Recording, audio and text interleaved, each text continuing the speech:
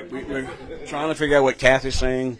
She's saying after the forensic audit she thinks. What do you think's going on? They're separate investigations by separate groups. I assure you the first report received from Sands Anderson is 28 pages of bad stuff and more than sufficient. She's seen it? Yes, she's seen it. Discussed it. Been briefed on it. Criminal activity? Yes. Yeah. How many people involved? At least 3. In top management? I'm talking city council and very top management, yes. Now, we did hear LC say tonight that the attorneys have told him to answer that way. Have you actually seen that happen? Because he abstained from everything. Well, I don't think I should speak about any legal advice given to any member of council, so I'm not going to do that. I would just point you maybe to, as elected officials, we have to adhere to Virginia's Conflict of Interest Act, and I might recommend you do some reading on that. And that's any public research. That's any public official. There's a lot I'd like to do during a press conference, and I can bring copies of the laws, the documents, statements from folks who are involved. Keep hearing about a hot tub. What's up with that? Will we learn more about that during the press conference? You will. Yes, you will. Okay. Are we getting close? Who's we? The media. We learned about the ARPA funds today in the bulletin. That was kind of interesting. Are you asking me, are we getting close to finding the full truth? Yeah. You're getting close to finding 80% of it. Anything that the attorneys found and it's their own work product and intellectual property, I can't share that. Council voted not to share it. But what's that? That's about 1/5 of the report they shared. But 4/5, keep in mind, they're latecomers to this game. We've been fighting this. I'll speak for myself for more than a year at this point. Kathy just told us since May. What's been since May? Because I said this has been going on for a while. Well, okay. Now look, for her, she was all good with all of these things. Her recognizing the CFO, who she was very happy to see getting fired, totally fine with him being pushed out of the organization.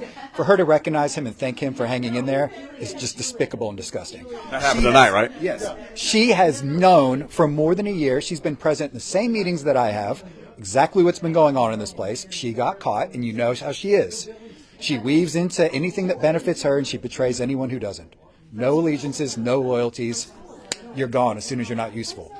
So going back to your question, anything the attorneys uncovered on their own is theirs, and I can't share it.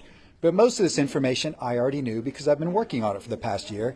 I've talked to multiple people. They're willing to go on the record. So what I want to do is get their statements in writing. I want to document it all in writing. So when I do a press conference, it's legitimate and defensible.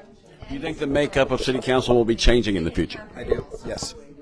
I think we'll be minus 2 members, most likely, by the end of the year. What? You think 2 members will be gone by the end of the year? Criminal activity and malfeasance in office are big deals. Yeah. I can hope. At least 2 people on council have, to a conflict, benefited financially from this. And then there's another one who's just a bad guy, always doing bad stuff. So, yeah. Look, you can't operate in a town this small doing the stuff these people are doing and not get caught. All right, I'm going to leave with that. You say we'll have a press conference soon? Go ahead. Is that why they don't want it released? Because they know that they've been caught? Well, yeah, so let's be very clear. When Kathy made her motion, she said, on advice of legal counsel because the forensic audit or the financial audit isn't done yet. That's not what they said. That is not. The 2 investigations aren't really related other than they involve the same people, different groups, different scopes. What they're really doing is they are our attorneys. If we do criminal stuff, they're there to protect us. That is why we can't release it. If they release that report, oh boy, there's some people in a lot of trouble. And that's why I have to get most of the information out. I can't conceal felonies. I cannot do that. I'm trying to understand when it comes to the FOIA, a lot of media FOIA that it was denied. And I'm maybe wrong, you can correct me. If you release it, it's okay? I'm not going to do that. There's 2 reasons why I'm not going to do that. There's a concept known as attorney-client privilege, and once it's broken, it's gone for good. And even though I strongly disagree with these people, even though I think at least 2 of them are compromised, and I don't respect them or their judgment, I know they're not acting in the best interest of the city, still, at the end of the day, you guys know I'm a right is right person. 3 people voted no, so I'm not going to do it for that reason. I'm going to try to do it the right way, which is release what I can legally and rightfully. But now, if you're asking if I could do it and not get in trouble, the question is yes. I just take away that right between the counsel and the attorneys to protect their information. The other thing is I want to respect our attorneys. They work their butts off on this. It's not cool to toy with their work like that. So I'm going to respect the wishes of the body and just do it my own way. All right, you keep talking about 2 investigations. That's like we're learning something new. There's kind of what I would refer to as a workplace investigation, which is the one Sands Anderson conducted. Multiple attorneys in Sands Anderson. And that's an external firm. I know I've heard Elsie Jones refer to it as us investigating ourselves. I have no idea what that guy's talking about. These are external lawyers who specialize in corporate investigations. So that's one is like a workplace, it's like behavior, conflicts of interest, retaliation, that sort of stuff. The second is, it's my understanding there were some concerning financial things discovered. So a proper financial firm needs to do a deep dive audit. So that's a second component of this.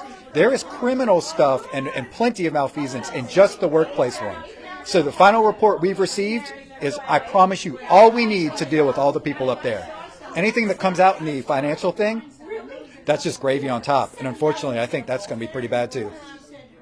Okay. We hadn't seen the second one yet. Nope. Don't know when to get it. A month? Okay. So we're kind of getting indications, or at least what we're being told is that they want it to be completed, and then they will consider if the attorneys advise to release it. Do you think, in your opinion, that we're ever going to see it? Not in the attorney format. So, that's a dishonest person playing word games with you, as she often does and has done for a decade up here. Kathy said she would never reveal what happened in the closed session. This thing that when it's all done, if the attorneys say we can, we will, that's them using the attorneys as a shield to hide public business from the public, because the attorneys are there to represent the citizens on council who did criminal stuff. So they know if we release the report, their clients become exposed. So, it's very dishonest and misleading to say, well, the attorneys say we shouldn't do it because it's just not a good idea. Attorneys can't let us do it because there's serious risk to people on city council and the city itself. But if there was criminal activity and they were charged by the Commonwealth's attorney, we would find out about that? You would get a much more limited scope of the criminal stuff. And at least 2 people I know will be subject to criminal stuff. So, but that would only be a fraction of the stuff.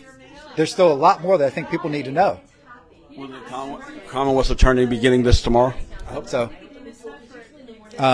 I don't really want to interface with him because I don't think politicians I don't think we're supposed to get together, but I do just want him to let me know, an email, thumbs up, something like he received it, so that I can, do what I need to do. All right. Will there be usually police do investigations, attorneys don't.